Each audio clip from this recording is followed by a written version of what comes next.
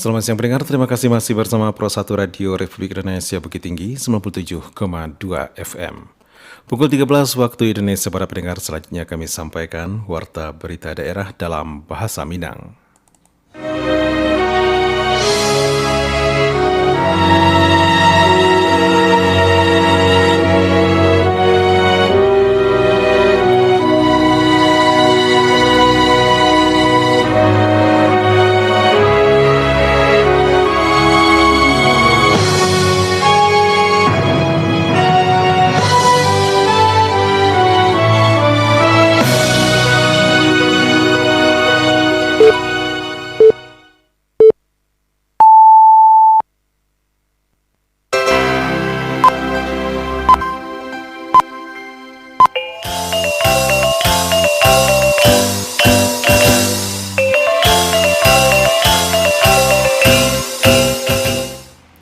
Selamat siang dan sanak pandanga, Radio Republik Indonesia Bukit Tinggi, Jauh Berita Daerah dalam Bahasa Minang. Sari Berita. Wali Kota Padang Panjang Hendri Arnis salurkan bantuan uang tunai sebanyak 109 juta rupiah serta paket sembako Ramadan Bahagia. Satuan Polisi Pamong Praja Satpol PP Kabupaten 50 Kota sampaikan ucapan hari ulang tahun Satpol PP ke-76. Berita daerah dalam Bahasa Minang selengkapnya dibacakan Hendri. Wali Kota Padang Panjang Hendri Arnis salurkan bantuan uang tunai sebanyak 109 juta rupiah serta paket sembako Ramadan Bahagia melalui program Padang Panjang Peduli dan Padang Makmur. Berikut laporan Nofri. Pemerintah Kabupaten 50 Kota menunjukkan kepeduliannya terhadap warga yang tertimpa musibah melalui aksi nyata di lapangan.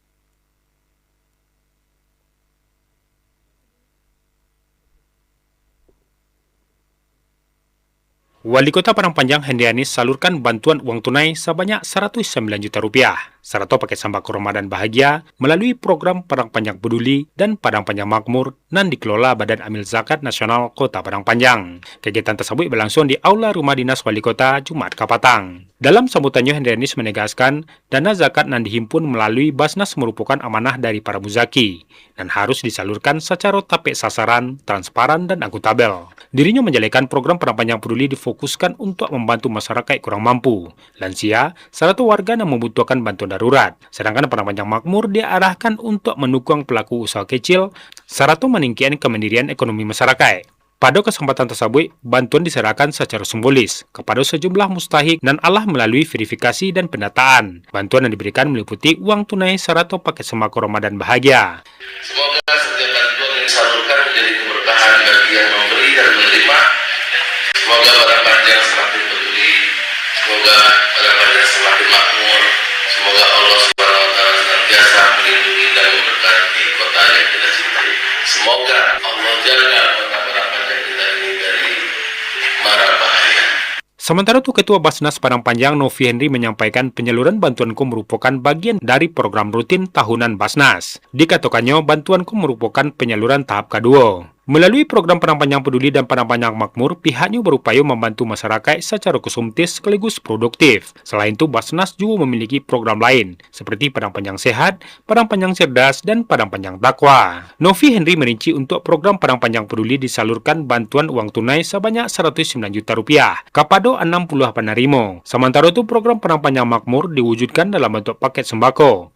Alhamdulillah hari ini Basnas Kota Padang Panjang menyalurkan zakat bagi masyarakat Kota Padang Panjang Makmur, Padang Panjang Sehat, Padang Panjang Cerdas, dan juga Padang Panjang Peduli. Pemerintah Kota Padang Panjang terus mengajak aparatur sipil negara serta masyarakat yang memiliki kemampuan untuk menunaikan zakat melalui Basnas agar manfaatnya dapat dirasakan lebih luas serta berkelanjutan. Melalui kedua program tersebut, Pemko optimis dapat memperkuat solidaritas sosial serta mendorong terwujudnya kesejahteraan yang lebih merata di tengah masyarakat. Nofri melaporkan. Sebanyak 5 balik keluarga yang terdampak bencana hidrometeorologi yang terjadi pada akhir 2025 di Kota Pariaman menerima bantuan sosial stimulan ekonomi dari pemerintah pusat.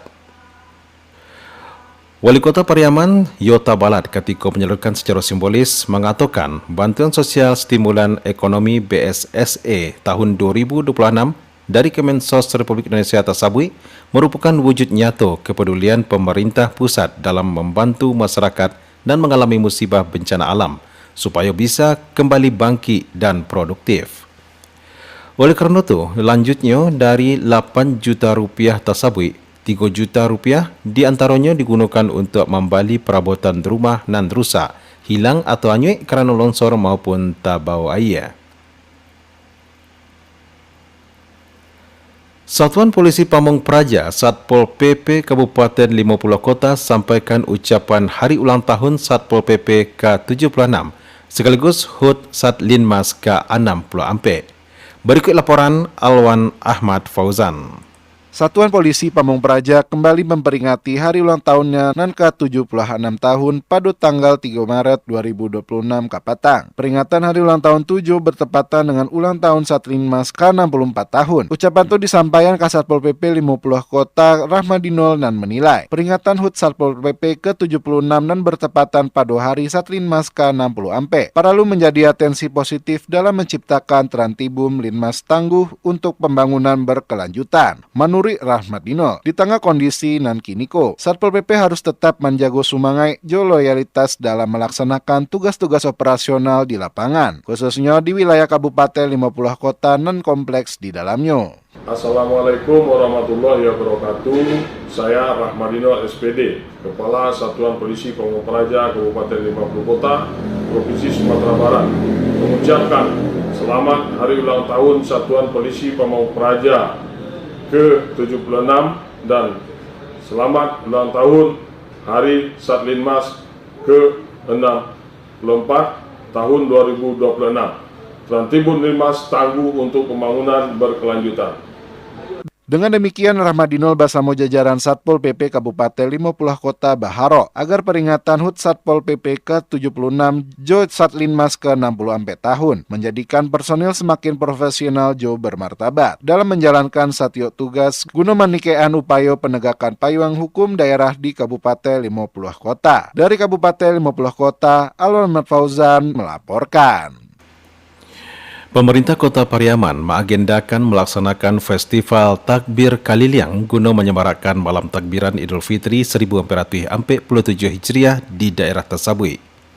Asisten Pemerintahan dan Kesejahteraan Rakyat, Asisten 1 Sekretariat Daerah Kota Pariaman, Elvis Chandra mengatakan, kegiatan nan pertama kali dilaksanakan tersebut bertujuan sebagai sarana memperarek ukhuwah Islamiah serta meningkatkan pengamalan nilai-nilai keagamaan di tengah masyarakat. Selain itu, kegiatan nan melibatkan banyak peserta tersebut diharapkan juga bisa sebagai penggerak perekonomian pelaku UMKM di daerah. Pemerintah Kabupaten 50 Kota menyalurkan bantuan rehabilitasi rumah sebagai bantuan penanganan capek bagi warga nan menjadi korban serangan beruang madu di Kecamatan Suliki. Berikut laporan Irsyad.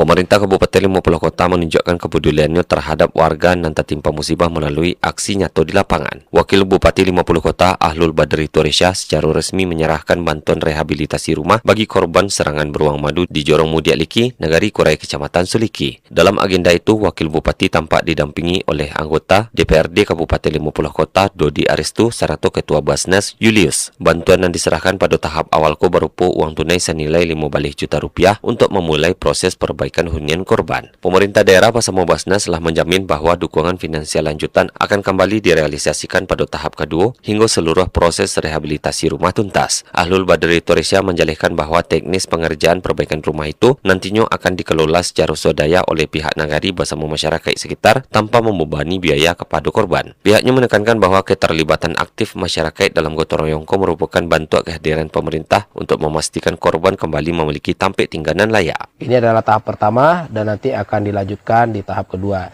Kita bersyukur beliau tinggal di sebuah nagari yang sangat baik masyarakatnya sehingga nanti Untuk pengerjanya akan diserahkan oleh wali negari bersama masyarakat swadaya tanpa dipungut bayaran. Dan ini adalah sebagai bentuk gotong royong di tengah masyarakat, dan mudah-mudahan rumah ini bisa segera selesai dibangun sehingga bisa layak untuk ditempati. Lebih lanjut dijelaskan komitmen pemerintah daerah untuk tarif memprioritaskan warga yang terdampak musibah, termasuk akibat serangan satwaliah yang memicu kerugian material maupun trauma mendalam bagi masyarakat setempat. Irsyad melaporkan. Kepolisian Resor Pasaman Barat akan mendirikan 5 pos pengamanan dan pelayanan menyambut Lebaran Idul Fitri 1447 Hijriah.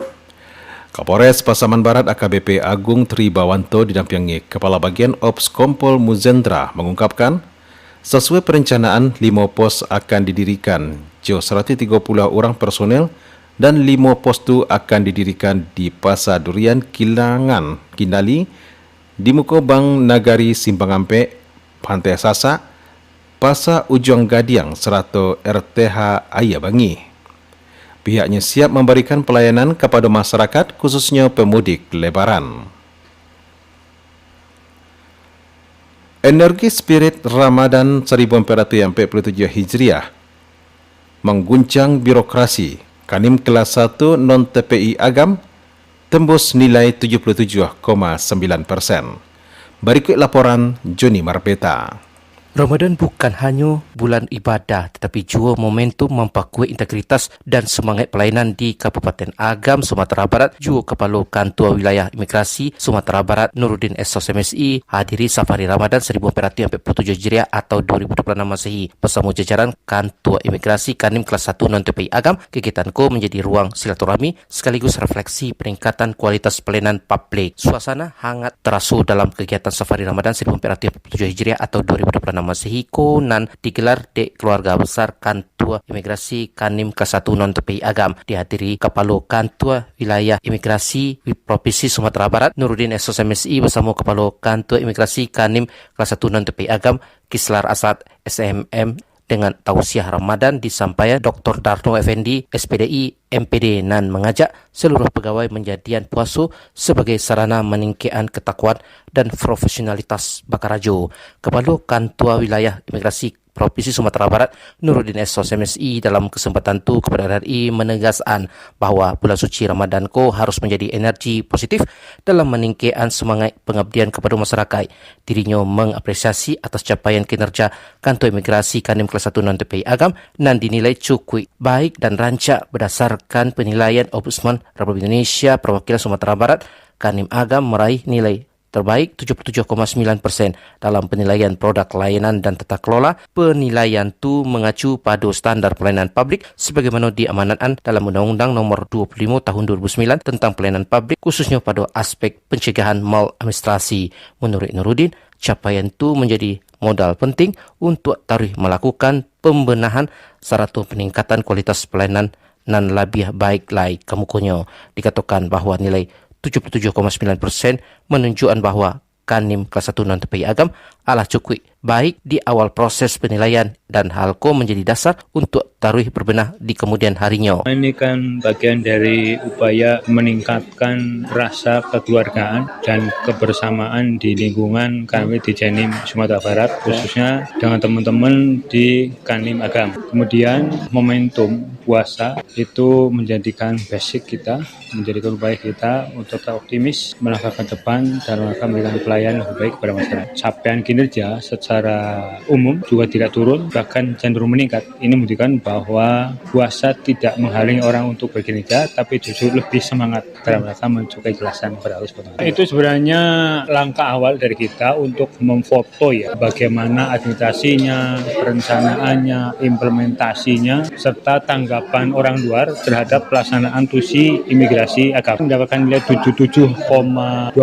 kalau tidak salah. Sebenarnya nilai yang cukup baik di awal prosesnya. Capaian di bidang opini tentang imigrasi akan lebih baik. Kemudian Kantor Wilayah Imigrasi Sumatera Barat akan berkoordinasi jo Ombudsman RI Perwakilan Sumatera Barat untuk melakukan sosialisasi hasil penilaian kepada dua satuan kerajaan. Joni Marbeta mengabar untuk berita Minang pada siang hari ko. Sekian berita daerah dalam Bahasa Minang untuk siang hari ko. Berita daerah selanjutnya bisa didengarkan besok pagi pukul 6 waktu Indonesia Barat. Selamat siang.